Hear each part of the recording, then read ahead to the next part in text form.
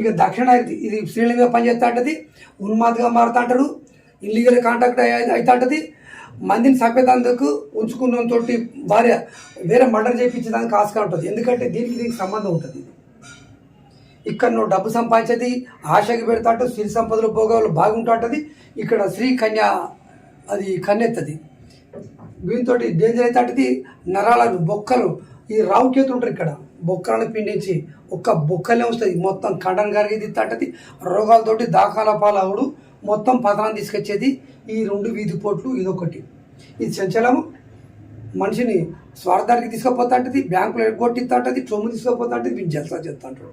ఈ దక్షిణ నైతుల వీధి పోటు స్త్రీకి డామినేట్ చేస్తూ ఉంటుంది, బాగా గొప్పగా పోతాడు, అది అహంకారంగా ఉంటుంటుంది. ఇది ఈ 2 డేంజర్ చేస్తుంది స్త్రీలకు. ఎప్పుడైనా మీకు నచ్చ సర్పేయండి, గంట బెల్లి కొడితే మా బిడ్డలు ఒత్తుకోకుండా